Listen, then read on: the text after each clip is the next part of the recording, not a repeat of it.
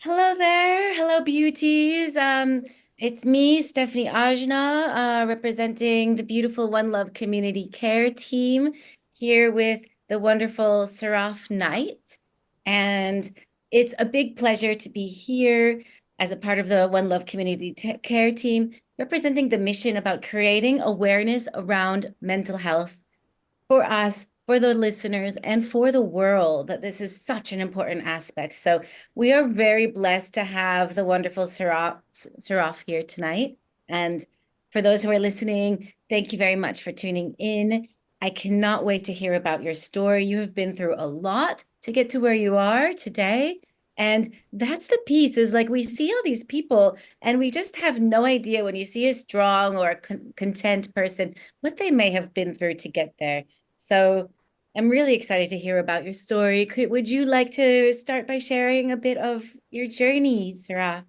That'd be lovely, Stephanie. Thank you so much for having me on this podcast today. I'm deeply humbled and grateful for the opportunity, especially to share my own journey with the peeps out there as well. So um, it's going to be this. I want to warn people this could be triggering for people out there in some shape or form. So just be aware of that. The journey that I've partaken on this I planet. that too, like to just honor the fact that these journeys can be triggering Yeah. and we're all here in this together. That if something does come up for you, feel free while you're listening, listeners, to reach out to One Love Community Care. That if you have a story that's similar or something it brought up within you, always we are here to be reached out to. So yeah, with an intro like that, the triggers inside the triggers are our treasures. Yes, absolutely. I want to actually agree. That's true. The triggers are our freedom. Okay, this is how we move through this crazy world, this crazy human experience. Okay, my journey starts. I was born on the 19th of August, 1965, Stephanie, and I came down with a lot of crazy lessons and experiences. Now, I was adopted.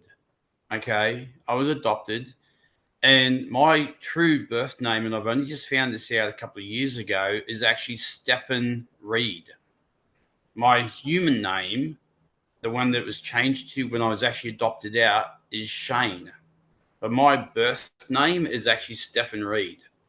So My I've wow, what is that? What does that feel like for you to know that there is a name given and another name and then get another name which you carry? it was really quite confusing for me initially because when I searched my birth records initially 3 years ago, I didn't know what I was going to find because I initially thought that my true name was Shane Robert, but it's not. It's actually Stephen Reed with no middle name, just Stephen Reed. That's it. So for me, it was very confusing to because it's like you're having like an identity crisis within yourself of like thinking, okay, who really am I? Am I Stephen Reed? Am I Shane Robert Lacey? Who am I? Right? And it can be quite distorting initially. So I've gone ahead and I've actually gone into ancestry.com and I've started to research my family of my birth mum. Okay, which I did find my birth mum when I was 23, 24. And anyway, she's passed on 3 years ago now. I don't know who my real dad is. That was the other major issue for me as well. Living this human experience was I don't know who my real dad was. He's not on the birth records. All I know about him was he was a salesman, his height and eye color, and that's all I know. So it's really interesting. Now, the journey that I've taken within the adoptive family who adopted me, right? I had one sister and was quite an abusive one.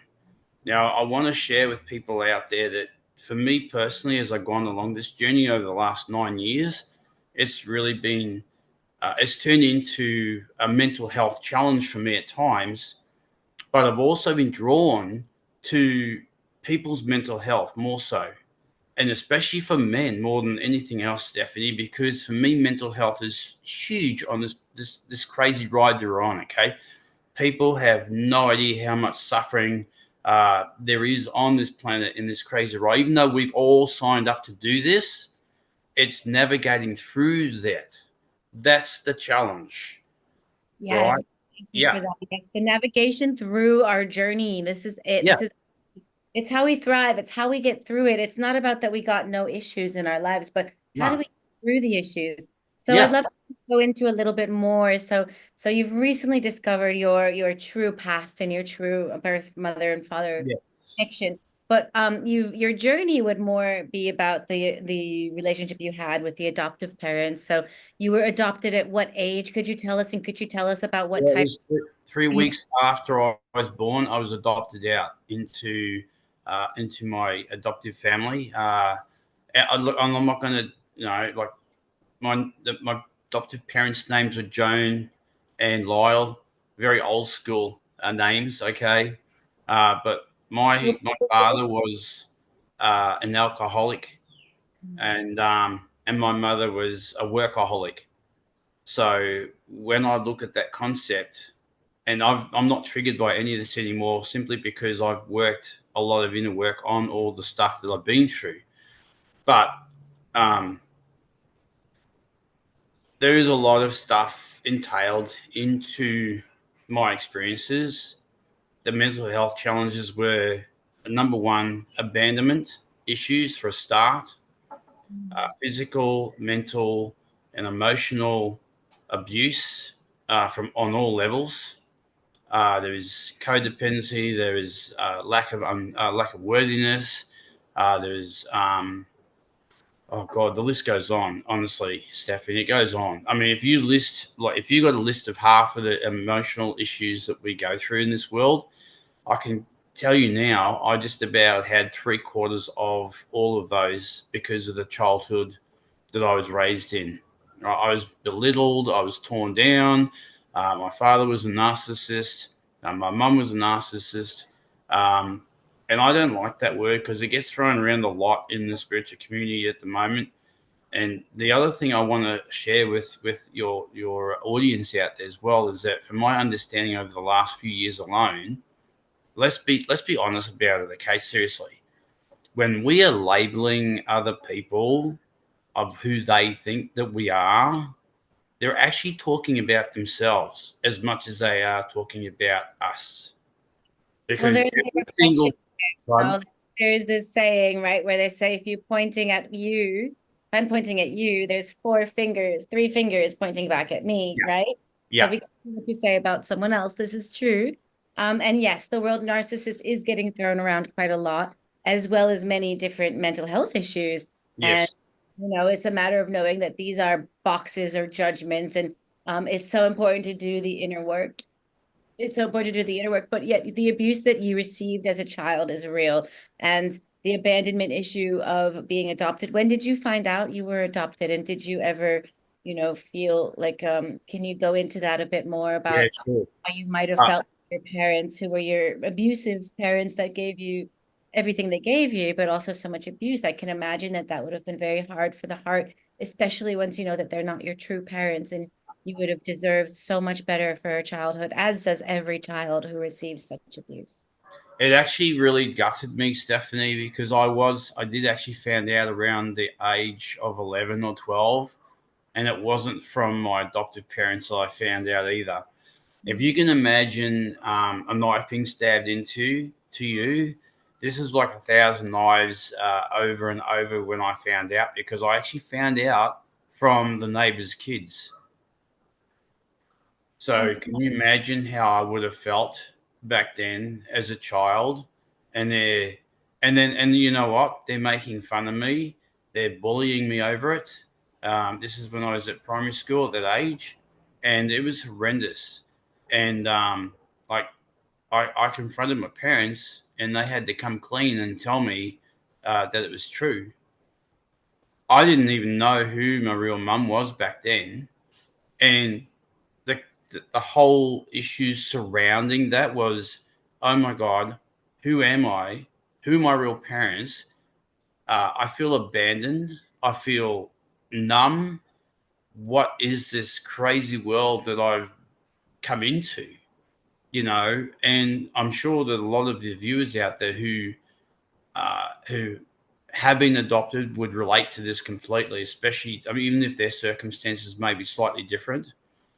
And I had to live with that for the rest of my life until I actually decided to go and look for my real mum when I had actually found a partner in my life and we were engaged to be married.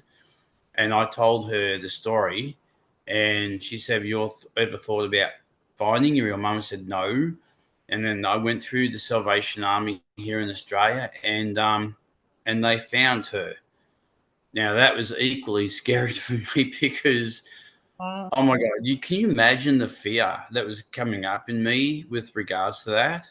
And then on top of that, right, I had been carrying all of the programs and the conditioning and the beliefs that had been placed upon me by my parents, my adoptive parents, right, on top of that, on top of carrying through abandonment issues, abuse issues, alcoholic issues, lots of fears, feelings of unworthiness, not being enough, even money issues of like, I have to work hard to earn a living and all of this stuff. My adoptive dad was old school. He was really old school, right? And he was, with all due respects, what they would class as a bigot, right? He had, unless you were an Australian, he had no time for anyone else. He had so many varying different views about a lot of things. And I carried probably three-quarters of that And through. how about your sister? Was she adopted or was she their No, birth? no, she was the real. She was actually born to them. Yeah. Did she also suffer the same abuse? Oh yeah, absolutely, and on different levels for sure, absolutely. And I've actually been trying to reach out to her just recently, actually, and I haven't received a reply. So I'm feeling that she's probably impacted from hearing from me again after 9 years, which is the last time I contacted her. Because she's got a lot of stuff coming up for her, I'd imagine, through her childhood that she hasn't dealt with either. Mm. So this Okay. this is what I say when you go into this healing work, it is it's so deep, and you really really need to have the courage of a lion to go and tackle this, not even tackle it, to actually look within yourself. Okay, because this is not an easy job. And Yeah. So it's all about finding the skills to get out of that darkness, yeah, to accept that absolutely, darkness, to yes. accept everything that happened to you, and then to come through it to the other side. So what are some of those skills or tools that for you were the most helpful in your journey? Okay, well, all right, so we're going to start with the journey that I took 9 years ago in 2015, right?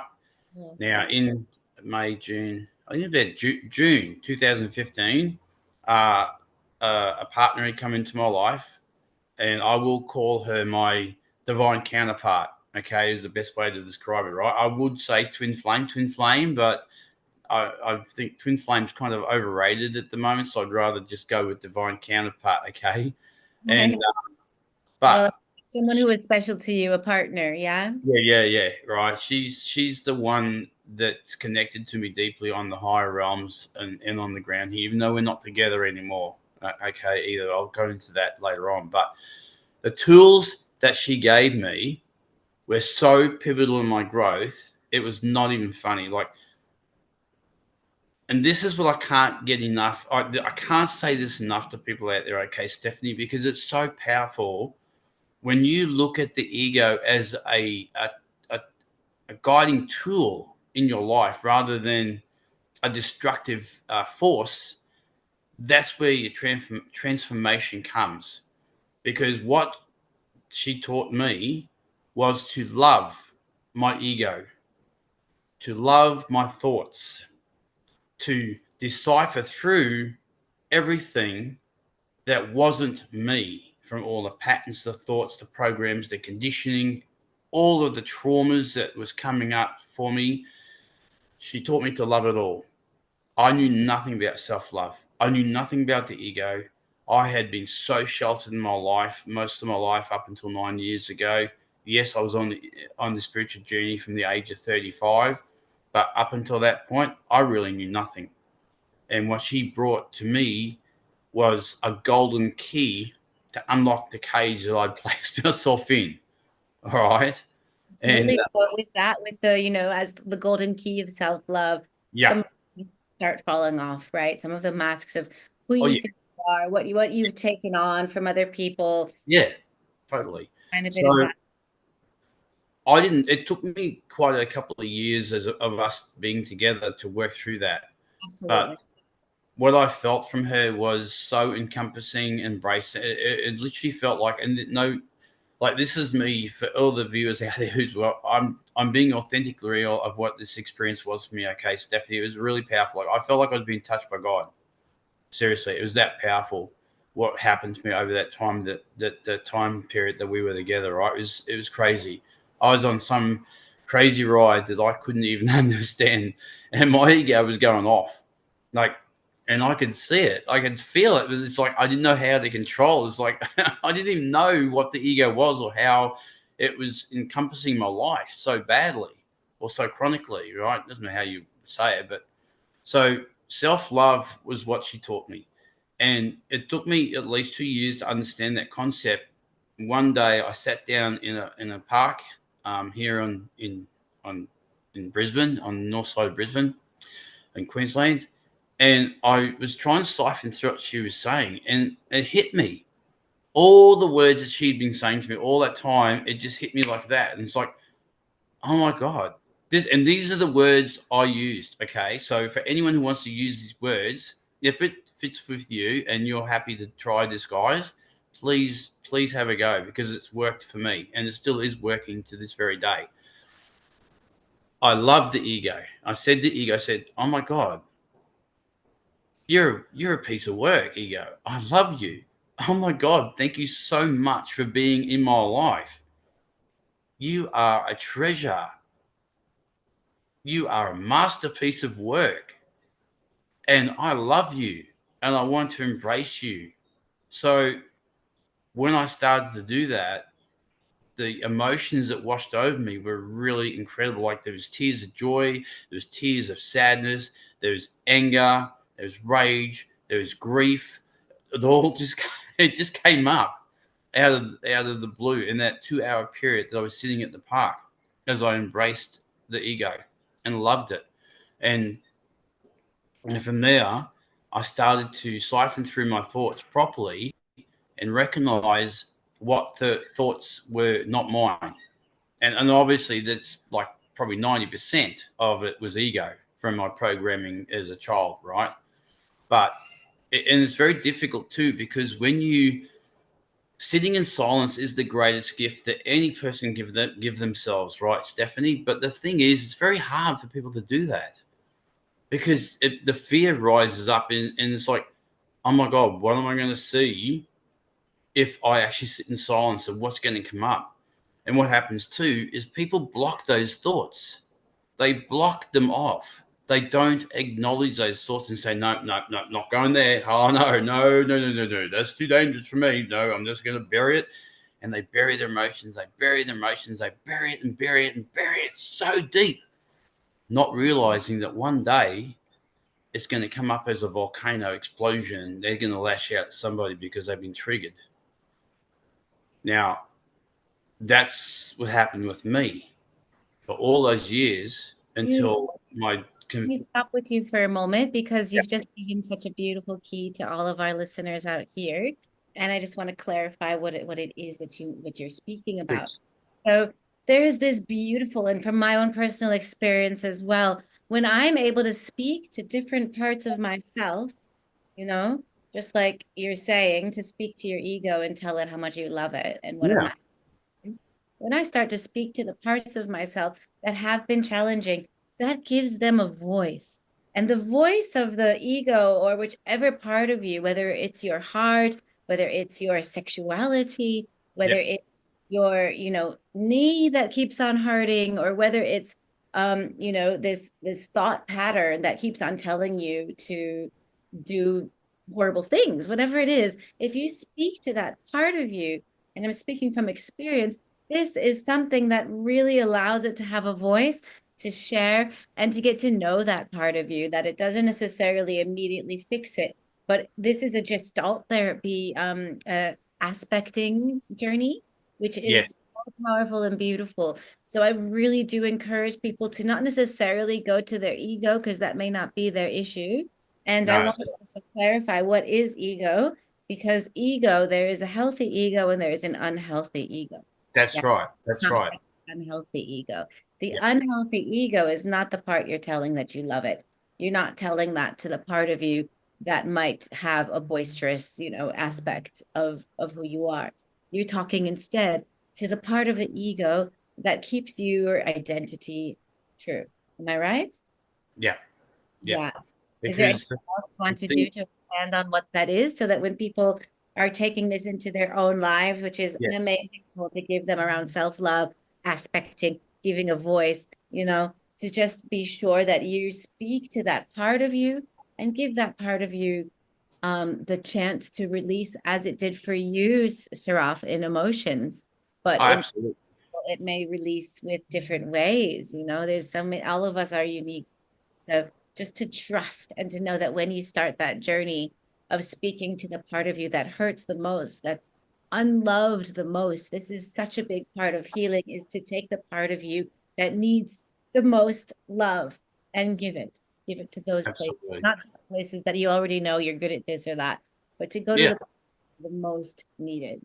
Yeah. And the other thing too is what I want to share with everybody out there too, Stephanie, is that your inner child, that's the part that really needs the most loving, because Totally. that inner child, see, a lot of people, they don't want to take ownership or acknowledge or take responsibility as adults for their healing, and they get stuck in this blame and victim mode. Oh, I'm a victim. I hate my parents, or I hate this person, or I hate that person, what they did. And as hard as it is, challenging as it is for people out there, they are responsible for their healing, and they can heal. And I'll vouch for that. Right? As I sit here today talking to you on this podcast, I will emphatically 100% say to the people out there, the viewers, you have the power to heal yourself. You really, truly do. I'm 59 years old. Okay, guys. I've just turned 59 on the 19th of August. Okay. Happy Right. birthday. And yeah. And I've had plenty of people turn around and say, "Oh my God, Seraph, you do not look your age. How do you do it?" And I said, "Well, I've just healed myself emotionally, and I've looked after myself physically." So, no, I didn't mean to deviate then, Stephanie. I want to go back to the inner child side, okay? Because this is really, really important. Absolutely. Everyone has an inner child, and that inner child needs to be loved, and it wants to be loved, and it wants to feel safe. Now, throughout my whole childhood with my father and my mother, I didn't feel safe. I didn't feel acknowledged. I didn't feel heard. Um, and all of that compacted into me reaching externally out for love, external to me, wanting that love, somebody else to fill that void that I never got as a child. Mm. Okay. Now, in the past 9 years, I've done a lot of inner child healing through hypnotherapy and a couple of energy healers. Now, I also want to say to people too, you do not have to do this alone. Please, you do not have to do this alone. Other people will come into your life who'll be the catalyst for your healing. Okay, but you don't have to do that. Don't try and struggle on your own, folks. Right? Seriously. Fairy fingers out to that. Yes, you do not have to do this on your own. We are all here for you. And this Yeah. one, community care, is a community where we are really caring about you and each other. And Yeah. so yeah, this is so true. If you've already landed here, then you're doing well, but just remember to reach out. Yeah. And Yeah. just as you said, so you mentioned that woman who showed you the key of self-love was Yeah. a gift in you. And of course, the inner child loves being loved. So when it Yeah. feels love from the outside, it allows it to experience that love and remember self-love again too. But Exactly. Was there other aspects, say, for people who aren't experiencing love from the outside, that you could say, this is what helped me come back to self-love, besides? Okay, so what helped me come back to self love was it was actually more for me. It was people just keep nudging me and saying, "Love yourself, keep loving yourself, just enjoy your own company, be on your own for a little while. It's okay. You won't die from being alone, okay? Because loneliness is the biggest thing that is so confronting for people, right? When it comes to this journey of self love, okay, and I can't, it's not easy, Stephanie. A lot of people will struggle with this. And I want to say that it's true. A lot of people will struggle with this because there are really, some people have got some horrendous amount of traumas that they're carrying around with them from this life. And they could be bringing stuff in from past lives as well. And that's to be honest and raw with you. Okay. This is not easy. This is not something for the faint hearted. But what brought me back to self love was my courage and my tenacity and wanting to change for myself, not for everybody else or anyone else, but to change basically for me because I saw the patterns and the subconscious programs that I was running. And I reached out to people and said, how do I change this? How do I change this? How do I transform my life? And they said self love, and I went to these people and they kept showing me and sometimes, okay, and I asked for guidance from even my higher self in the spirit realm. And I said, guys, what is going on here? Can you please show me what I need to see? Now, I wasn't always the angel, okay, and such, right? And we've all got a dark side, right, Stephanie? But a lot of times when I sat out the back, and I haven't smoked for 2 years, but I used to smoke cigarettes, right? I used to sit out the back and have a cigarette before I moved to where I am today. And I used to get all of the epiphanies come through, all of the insights from spirit and my higher self, because I would sit there in silence and I would just tune in. And all of a sudden it would just drop in like that. It's like, bam, that's what's going on. Oh my God, that's what I've got to heal. It takes a lot of dedication. It takes a lot of courage to sit there on your own in silence and listen to what spirit, your high self, God is trying to tell you or show you. Okay. That was the key for me. It can be different for anyone, it can be different for everyone. It doesn't matter. And that's why I said to you guys, take what sits with you and throw the rest out the door. I'm not here to tell you what to do. I'm sharing my own personal experiences of how I did it. If you can find a different way that is better for you, please go for it. Okay, I'm not a guru. I don't want to be placed on a pedestal, Stephanie. I am like everyone else on this beautiful planet working through the human life, but I am Absolutely. here to share We keys. are. We all are equal. This is one Yeah, of the in this community as well. No matter where you are today, we don't know who you were yesterday or who you'll be tomorrow. We are all here in equal status. And exactly. with friendliness and community. So I would love to know, because right now, as you said, you seem like you're younger than ever. You're stopped smoking. You're Yeah. feeling well. But when you were in some of the darkest nights of the soul, what was going on for you? Like, what were some of the aspects of those times? Just so, people who are going through that now can relate to, oh, yeah, I see him now, but who were you then? We don't know. If you could go into a little bit of, if it's All okay, right. said you're able to talk about it without being triggered now, which is Yeah. also a very deep sign of having healed deeply. Yeah. So yeah, and I would love you to tell us about this part of you of your past self Yeah. and Sure. give us some advice of what you would tell your past self if you could speak to that part. Okay. Who I was in the past. Wow. In Phew. the dark nights of the soul, right? Just Yeah. to In the dark nights of the soul, I was a mess.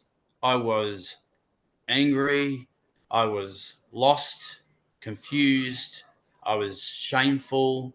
I felt abandoned. I felt angry. I felt sadness and grief. All of these are emotions. I had like 100 thoughts running around in my head most times. and I'm sitting in the shower at times, crying my heart out, or in the bedroom trying to siphon through this. There was times where I felt numb, I felt depressed, I felt like, and with all word of no BS here, okay, Stephanie, there are times where I actually wanted to leave the planet. I actually wanted to exit this world and say I've had enough. I'm done with this crazy ride. Take me home. And every morning I would get up, and my higher self, the angel, would say, "Where do you think you're going? You're not going anywhere, Seraph. You're staying put right here." And I'm thinking, so I had to take a couple of deep breaths, and I had to plant my feet on the ground and just say, "Okay, I've got this. I'm going to get through this." And there are many times, many times, Stephanie, I have abused and yelled at spirit and my higher self and said, "What the hell have I chosen to deal with this amount of stuff that I've been through?" There are times where I was just off the rails.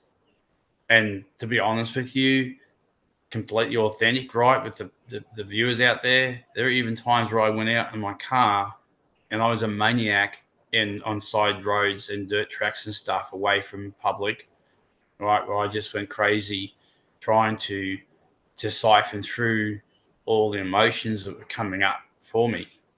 And this happened more so in the last 4.5 years since I parted ways with my other divine counterpart. Okay. Now I want the people to know that too. I was married for 22 years, and I have four beautiful children as well. Okay. Um, and my ex-wife to those four children recently passed away this year as well in January from cancer. Okay, just so people know a little bit more of a side story.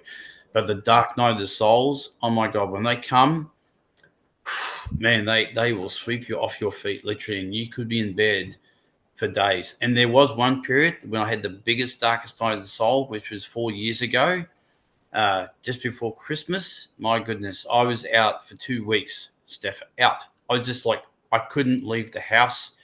I was lucky to go and do food shopping for myself. I was in such a state of depression. I was so low down on my life. And it's like, oh my God, nothing is working for me. What the hell is going on? And I had I even wrote a poem about that. The challenging time for everyone of 2020.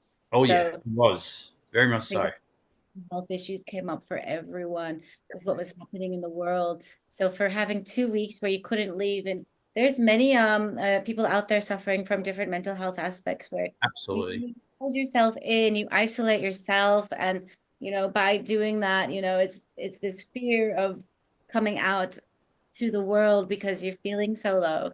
Yeah. And these are the places where we want to be able to reach you because you can watch this video from there. You can watch this from there. And to remember that it doesn't just happen in a moment, it does take courage. So if you were to speak to that part of you, the one that stayed at home for 2 weeks during around Christmas and New Year's in 2020, what would you say to that part of you? I would say to that part of me, it's going to be okay. And you're going to come out of this. And you're going to come out of this stronger and better than what you've ever been before. To hold on, it's okay. Feel the emotions, allow it to wash through you like a river, and you will come out the other side. Get up each morning, keep putting your feet on the ground, and keep stepping forward one foot in front of the other. It's not a race, Stephanie. That's what I would say to my past self. It's okay. It's going to be okay. Beautiful. And if you were to say that to your past self, like those are such important pieces that I think we get told a lot in hard times, like keep on going, baby steps. You got this. Everything is going to be okay. And this is the aspect that perhaps even becoming a father also helped you to remember, these inner child that you were taking care of yourself is Yeah. also, by giving to your own children, you were able to probably heal a lot of what was coming up in your ancestral journey. Absolutely. Oh, and if I could, sorry, I just want to, I want Yeah, to share this with the viewers out there. Okay, is when the most important thing is to go back into your inner child healing. Find out what's the trigger, where's it come from, who's it come from, and sit down and step back from the situation of whoever has triggered you and siphon through those questions, because no one makes us angry. No one makes us angry. It's the anger that resides within ourselves from whatever that trigger is, from wherever it's come from our childhood. And the other thing, the way I went through the childhood, inner child healing, was really quite powerful, actually. And I've done this bits and pieces over the years for sure at times. I've gone back to my younger self, whether it be 5 years old or 4 years old, through hypnotherapy or a healing session.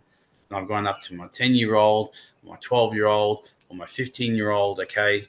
And I've embraced them, I've hugged them and said, I'm so sorry you went through this. You are safe now.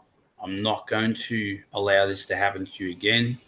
And I've embraced that younger part of me, and I've hugged that inner child of me, that inner Shane, or whatever, whichever. The three names I get confused, but you know what I feel mean. the I've hugged the inner voice, part of me. in your voice, I can feel that sweetness, that vulnerability, even that part of you that's it's a bit softer when you speak about this, because when we speak about our inner child, there's this softening that happens, right? I'm And very passionate about it, Stephanie. absolutely. Inner child work is one of my favorite things from experience to work with as well, because we were all someone's child at some point. And Absolutely there's no way that they can protect us from everything.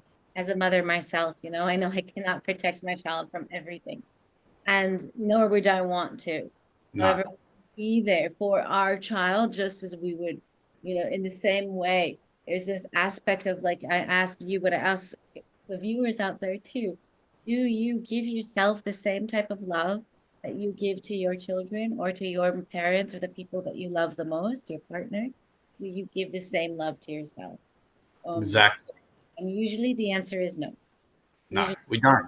We never do, yeah, because we're seeking externally for someone to fill that void, which we need to fill within ourselves. Okay. I couldn't possibly tell you the amount of times that I laid in bed and I laid there and I just hugged myself like this. that's a I great one. hugged myself, right? I hugged myself so tight, and it's like, it's so, it's beautiful. And there's so many times where I've cried so many tears of release just by doing that myself, or even hugging my pillow, or if I'm feeling emotions of anger coming up in the car over the years gone by, I've just yelled and screamed in the car with the windows wound up, just to feel that release of emotions.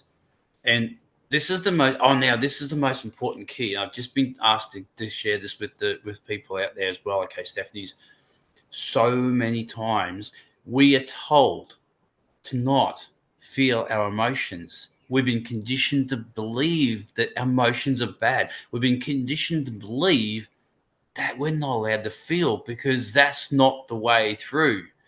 Now, for me, there's a load of BS, because the way I have broken through, and with all due respects and what I've seen out there, non-judgment as such, right? I challenge any of those people out there as life coaches, transformational coaches, who do say, "Oh, you don't have to feel your emotions. It's okay. I'll fix it all." By the way, we're not here to fix anybody. We're here to change ourselves. We're here. We can fix ourselves. We can do it because we're powerful, right? But I want to share with the peeps that the amount of times I've broken through is because I have felt every single angst of emotion that's come up for me.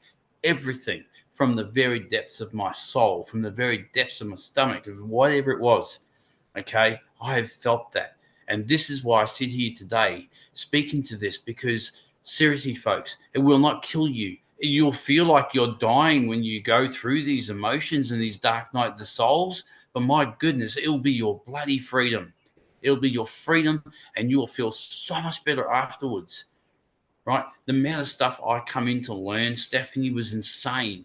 There was so many times, and I did over the last 4 years. Like I said to you, I cursed spirits of what the hell have you done? Why am I doing what was I thinking when I signed up for all of this and these agreements and all this? Is like it nearly drove me insane. Literally, almost drove me insane. There were times where I couldn't do it anymore, and I just had to stop for a period of a week, 2 weeks. And unbeknownst to me, I was actually being guided by my higher self the whole time to step back so I could siphon through and give myself a pause to integrate everything that I was going through and learning and growing.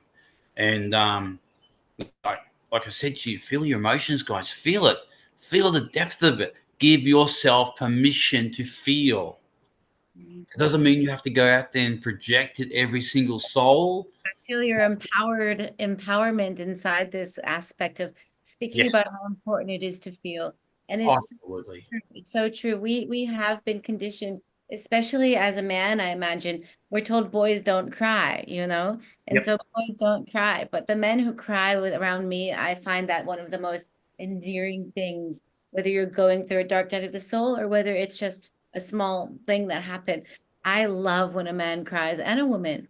And the women are told, like the rage is not very easy for a woman to access, that No. screaming.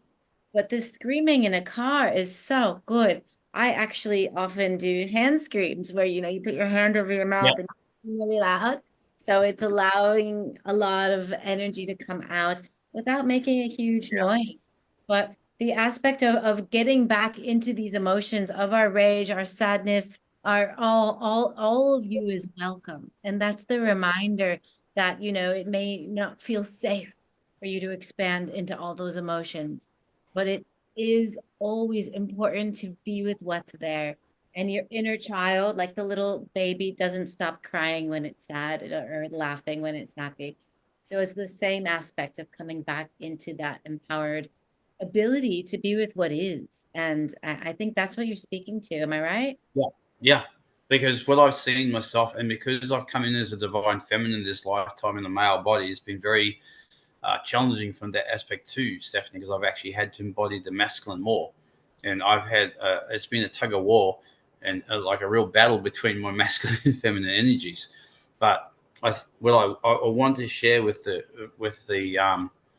I wanted to share with the women out there, and this is what the world has been so conditioned so chronically against each other, the battle against each other, men and women, right?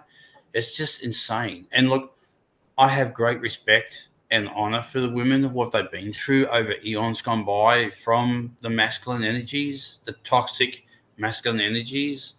All right.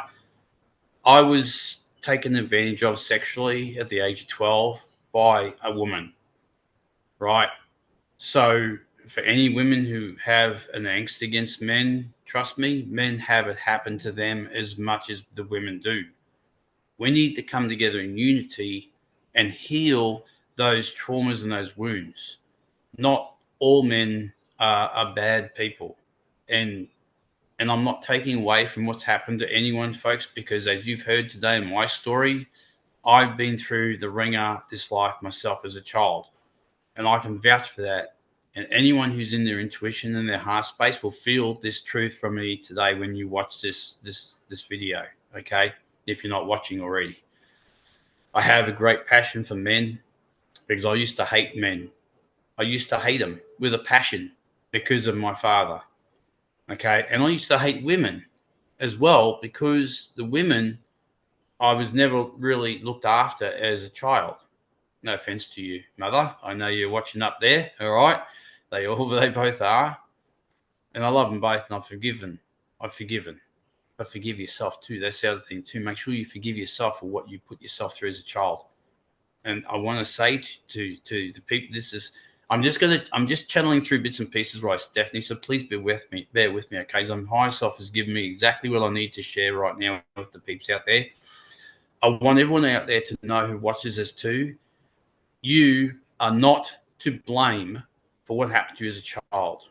Let me repeat this and take this in solidly, folks. This is one tool you can honestly really look at and say, oh my God, for all the times that my parents blamed me for the crap that happened when I was a child, I'm not to blame. No, you are not to blame. You were never to blame. You're a child. You didn't know any better. You came to experience this, but I want you to know that now as an adult, you have the power to heal yourself by saying, holy crap, mum and dad just did the best they could. They were only running from their own programs and their own childhood programs when I came to experience that. I'm not to blame, but you are responsible for your healing, as I said before. Remember that, folks, because I took responsibility as an adult. It might be took a long time to get to that point 9 years ago, but I got there and I'm still healing bits and pieces. Okay, it's not your fault. It's not your fault for what happens as a child. You're a child. And that's Mm. the other thing you can say to your inner child when you go into that inner child healing through meditation. Mm. Yes, yes, it's true. It's very true. And Um, as far as it being a huge piece around parenting, I'm curious, what would you say to other mothers and fathers out there who want the best for their children and know that they may be struggling as well, just as we all are, even. Okay.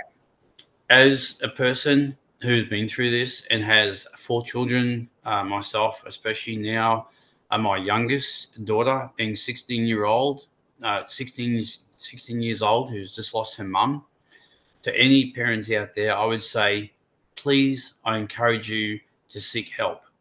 If you want to be the best version of for yourself, for your children, then please take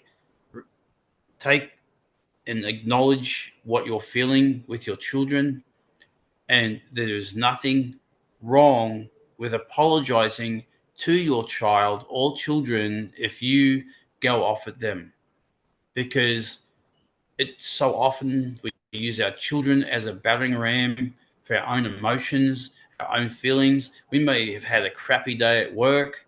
We may have had a relationship maybe floundering through various reasons or whatever the case, or you might have had a friend who has had a go at you one day for something.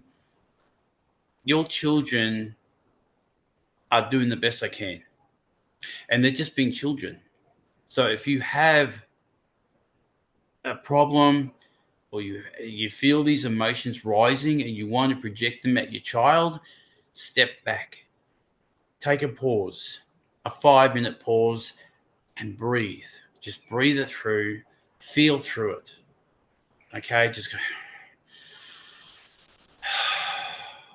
what's going on for me right now? Why am I feeling this way? It's not Johnny's fault. It's not Mary's fault. What has happened? Oh my God, work was so crappy today. The boss was freaking at me. I don't need to take this out on my children. Okay. And you can also say to your children, sweetheart, I love you so much. I need 5 minutes downtime. Just give me 5 minutes so I can just chill out for a bit. I've had a big day at work, and your children will appreciate that by you being honest too, and by saying, if you do happen to lash out at some point, then apologize to them. If you can recognize what you've done, allow children to be. Yeah, But obviously set boundaries in place for yeah, sure. Set boundaries. I'm hearing you. I think it's beautiful words of wisdom you're giving to many people out there. And I think that the piece that comes up is that those who do lash out don't mean to. It's not a purposeful thing. It's No, just it's not. has happened, then it becomes a pattern. And to even look at that with your own parents, if there has been a time where you ever lashed out with your children, Hmm. okay, wow, like here I am again repeating something that happened to me in a different way, in a different level, perhaps.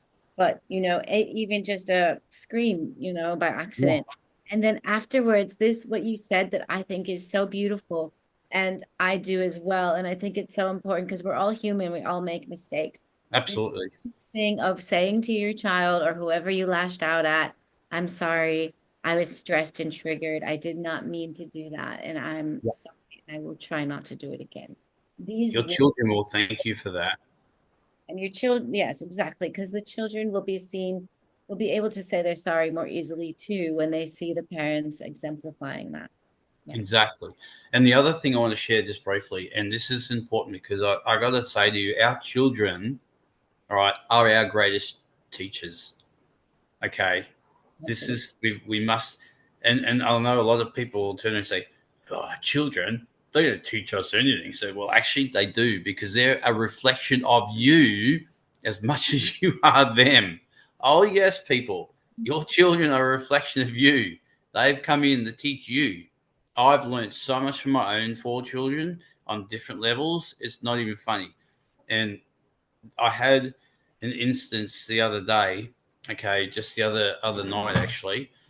My beautiful 16-year-old, obviously all my kids are moving through a lot with the loss of their mum, but my 16-year-old rung me at 12:30 at night because she's not living at home. She's living with her older brother now, in the same house where their mum was. So, and I've accepted that because she's got stuff going on in her world. She's got lessons to learn, but she's well safe and protected. But she rang me at 12:30 one night and said, "Dad, I need to speak to you." I said, "What's up? What's up, sweetheart?" I said, "You okay?"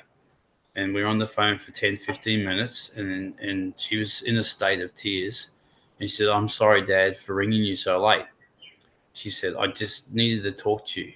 I said, "Sweetheart, you ring me whenever you want. I don't care if it's 3:30 in the morning." She said, "But you need sleep." I said, "Sweetheart, I can sleep whenever I want." I says, "That's not an issue for me. My issue is being there for you. And if you need me, you ring me and I'll be there for you. Even doesn't matter how old they are, whether they're 10 years old or 11 or 12. If those kids come home to you from school or whatever and they're in a state, take the time, folks, to sit down and listen to your children.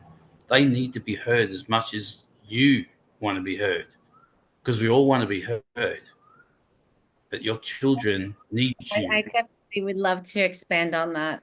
The Yeah. fact that we're all here to be in community. We cannot do it alone. When you spoke about loneliness as well and the dark nights of the soul and Yep. a moment of like, that's the hard part is being there in the loneliness and not feeling lonely. Yeah. And I really love words, and the word alone is actually, if you take it apart, all one alone. We can be all one when we're alone, or we can be lonely.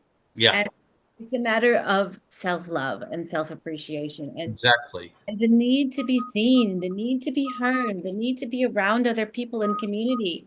We are told in so many ways by the ways of conditionings that we live in that there's only one way to do it or to be very independent when actually we need each other. We need family, we need friends, we need community. Yes, we So do. this piece and the knowing that whether it's your child or someone else's child or whoever is calling you up at 3 in the morning, that they need to be heard and listened. And if you're the chosen one, let's do our best always to be there for each other. And Yeah. to know that when you do want to call someone, like whether it's your old father or whether it's your young friend or whoever it is, you can call them at any time when they're open to it. People that really love you, if you're having a moment, a suicidal moment or a dark night of the soul, or who do I call? You don't know who to call, just dial that number, even if it's a self-help number. Yeah. And make sure that you reach out at those moments in time. It's so And important. I've been so relieved to hear from you. Hey, yeah, People do love you, folks. It may not be the people you expect, but there are people out there who will listen to you and they will hear you and they will acknowledge you because, like Stephanie said, you don't have to do this alone. And I felt very, very alone over the last 4.5 years myself. And it was very challenging for me because I had to confront a lot of emotional issues regarding abandonment. Um, and I really had to knuckle down and love myself so much, not to the point of being super, super independent, like a lot of people portray, because that's just putting another mask on, right? Oh, we don't need that. And no offense to the women out there, please, because this is just my perspective, what I'm seeing. There's such a divide in the community between the men and the women right now, and there's this whole aspect of um, we don't need the men. We can do it all on our own, and they've become so over masculinized now. They've forgot the feminine side of themselves, and that's really sad, to be honest with you, Stephanie, because the lady that I'm seeing right now in my life, this lady that I am actually seeing, who's been seeing for a week now, she is so feminine, so angelic like. Like I've already had moments where I've broken down in tears in front of her, and she has literally hugged me and heard everything I've said and embraced me, right? While I released those tears. I didn't have to do that on my own. I'm not a child. She's not looking after me like I'm a baby. I can look after myself, okay? But she was there. She acknowledged me. She was emotionally available for me as I am for her. So, Yeah, so this is a beautiful love note to close on as well, to remember that there's so many people out there to support you on this yeah, journey. Some of it may be triggering that you've heard today. And if anything is triggering, feel free to reach out to One Love Community Care. We have so many ways to help you, whether it's check-ins or respites or many different offerings for you who are connected with us. It's a big pleasure for me to be here and to support everything that's happening in One Love Community Care. And also to remember that we are not here to just drag up the past, but to no, look at what it was so that we can heal it. And we have to feel it in order to heal it. So if there's yes, that's anything, my mantra. and oh, Seraph, thank you so much. Today it was beautiful to chat with you. And there's so much more that I'm curious about. So if there's anyone who wants to connect with you, we can leave also your contact so they can reach Yes, out to you for any reason. And if there's any final words that you'd like to leave the crowd with, the listeners with, yeah, I would actually. My final words to you guys today is to you are beautiful as you are. You are absolutely an amazing piece of human form here. It doesn't matter what people say about you, you are beautiful. When you see that beauty within yourself, acknowledge for who you are, the physicality, even, right? I'm wearing glasses, I've got scars, I've got a few wrinkles, I've got grey hair, right? And I don't care. Yeah, I've got a bit of a belly and I'm working through that emotional issue, but you know what? It's getting better. But like, acknowledge yourself. You're beautiful as you are, guys. You have a beautiful fire in you that God gave you. You are so special to this world. You have got incredible gifts. You just, ah, I can't, I couldn't say it enough to you guys, but you have to believe it within yourself. You have to believe how beautiful you are, inside and out. That's my parting words for today. full and inspiring. And, this is the piece, is to remind ourselves that despite any flaws that we see Yeah, in ourselves, wrinkles, hairs, whatever, despite any flaws, we are here in this beautiful vessel that gives us life to live this gorgeous life and to work with whatever it is that we've been handed. exactly. You are beautiful. That's a beautiful message to land on. Thank you so much, Seraph. Wonderful to have you here. Thank you, Stephanie. I appreciate it.